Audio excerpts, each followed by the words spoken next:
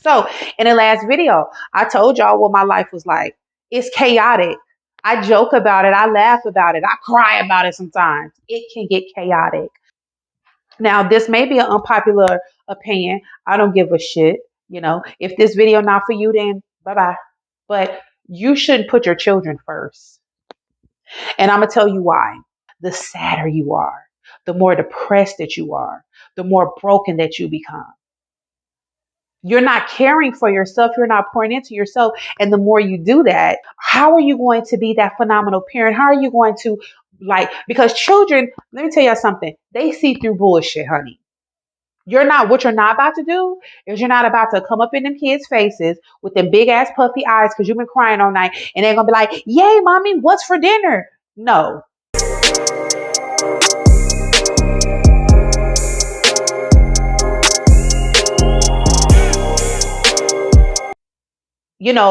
When we dwell in certain emotions, it become us. That's why you see a happy person is going to be happy majority of the time. Now, they might not be happy all the time. They have their moments, but majority of the time, a person who's dwelling in a happy vibration or frequency, their dominant frequency is happy.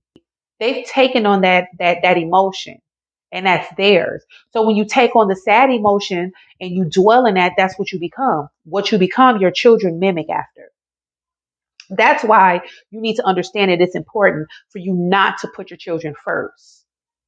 You don't put them first. You put yourself first. When you wake up in the morning, the first thing that should be on your mind is praying to God, being thankful that He woke you up in the morning. Or if you don't pray to God, whatever ritual that you do, that should be for you to align yourself with your higher self so you can get through this day.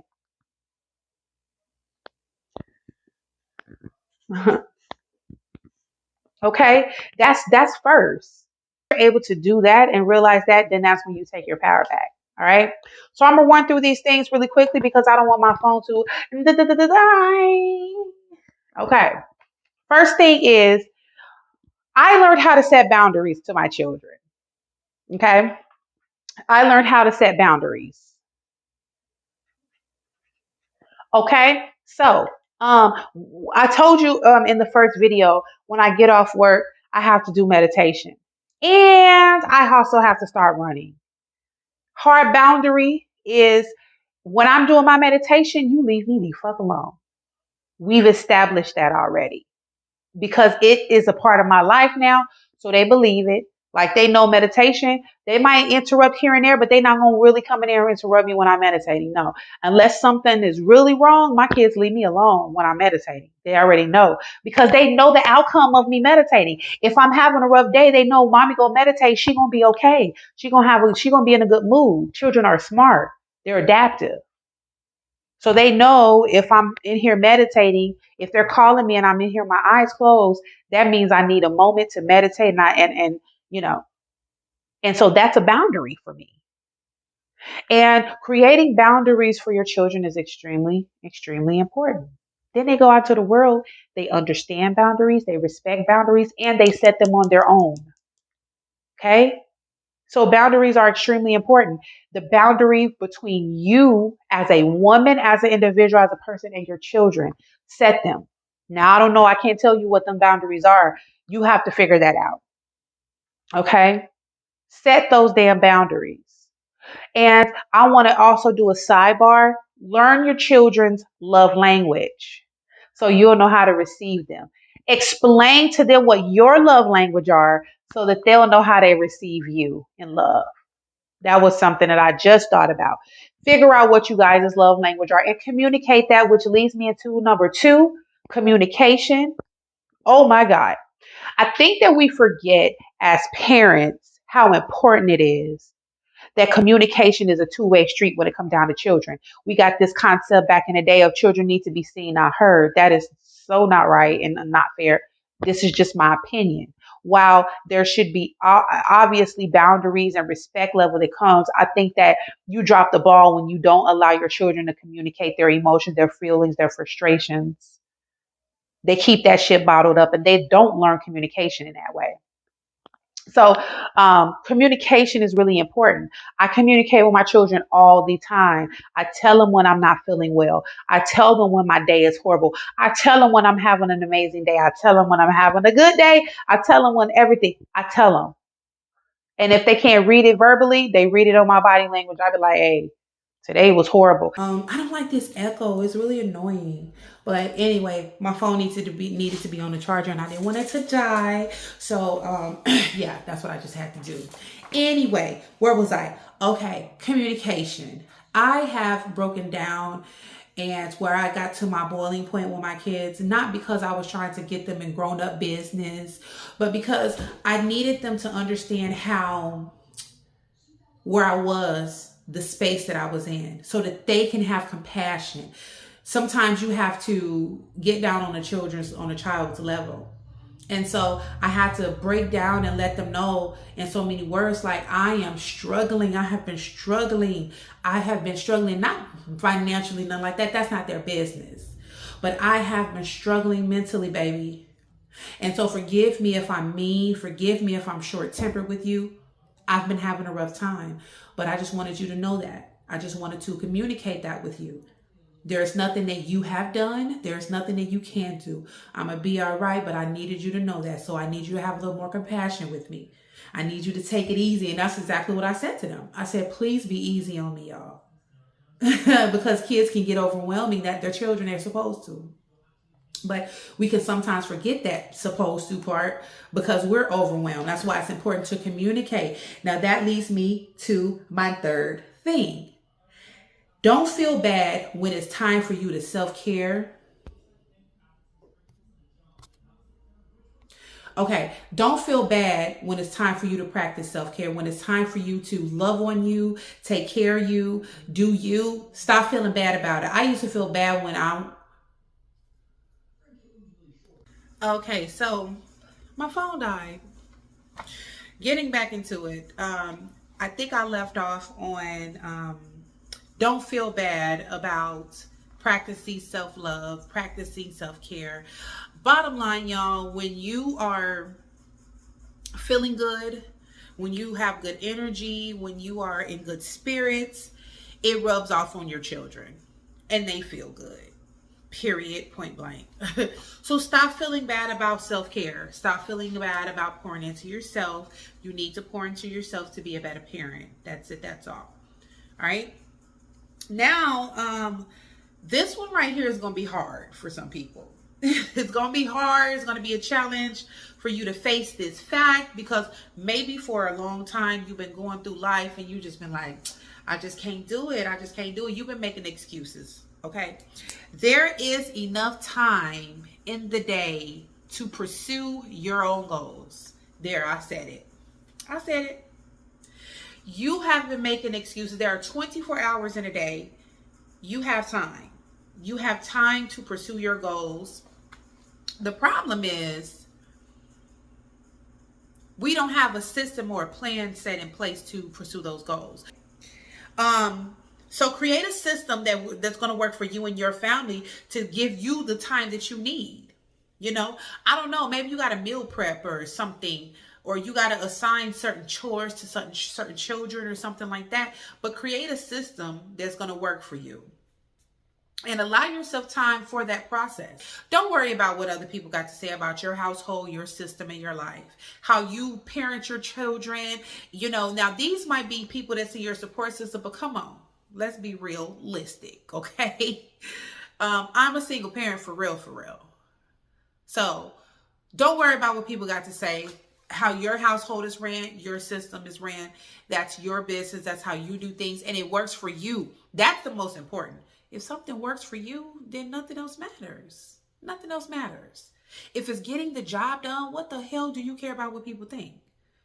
You know, because I'm a firm believer in people are going to get mad at you for whatever you do. However you choose to go, they're going to have something to say. So, you know, fuck them, screw them, whatever. Moving on. Recognize your power. Like, Recognize who you are, recognize the strength that you have.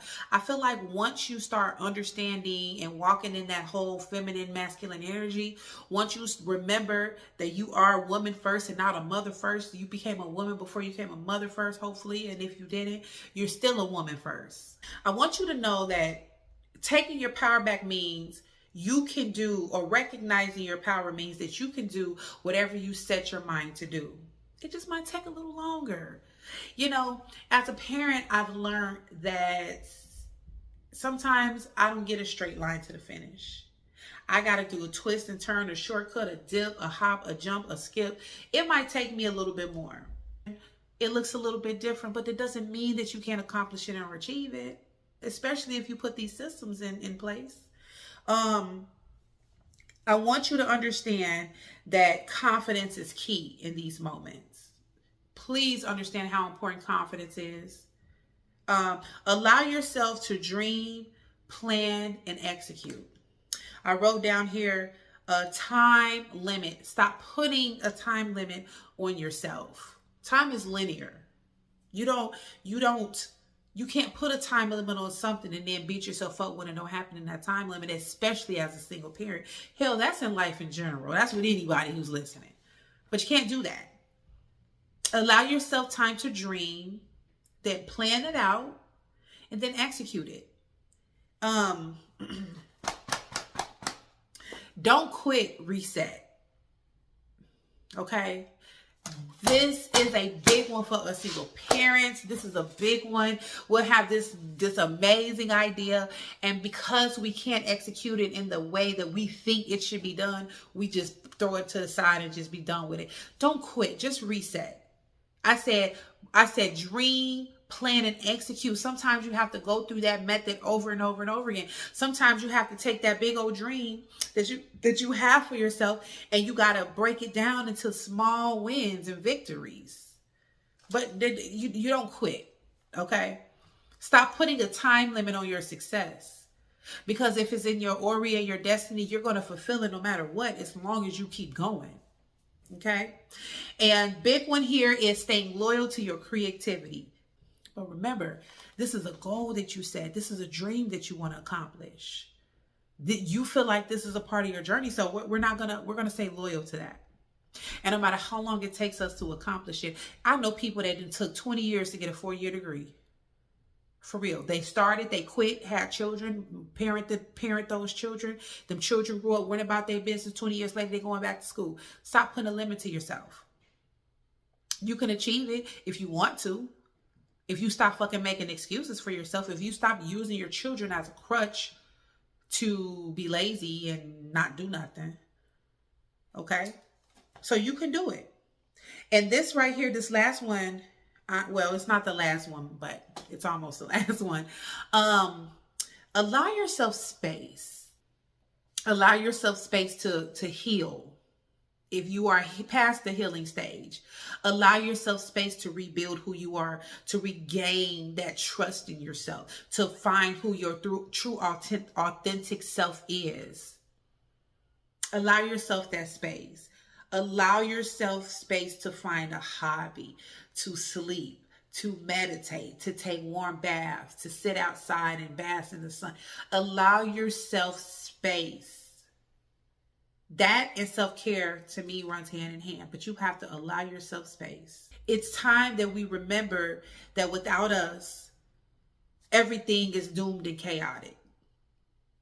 So centering yourself means allowing yourself space and being unapologetic about it. Now, this is the last one here. I'm going to set this down because, baby, okay? Unpopular opinion. Bring your babies along on your journey. Stop having them sit sideline. Again, I want to reiterate a couple things. When you are down and out, children pick up on that energy. When you're sad, when you're confused, when you're angry, all that, children will pick up on that energy. So we go start from the first one and we work our way down. And that's communicating with them. Number two, that I said, communicating with them is bringing them along on your journey, your victories, your defeats, bringing them along on your journey. When you're learning a new hobby, invite them into that. Hey, you want to do this with me? You want to do that with me? Unless this is your space. Now, I do want to say this. If you have a space that you created, something, a hobby or something that you like to do, and it's your space, don't let them in that. You have to have, that's boundary. Oop, there's another one. You have to allow you to have some type of space that's solely dedicated to you. Please remember this part. If you don't remember shit else, remember to bring your babies along on your journey. So everything that you've done to heal, to overcome, they know to do it too. They know not to give up and to keep fucking pressing and moving ahead. Bring them along on your journey. So y'all, I'm gonna end it there. Remember that self-preservation is the first law of nature. Love yourself before you love anything and anybody else in this world. Subscribe to She Sound Off, and remember to lead with your heart chakra. Heart chakra. Love, lead in love, lead in love. Okay, love is the highest frequency on this planet. Lead in it, and everything else will follow. Until next time, little stars. Bye. Love you.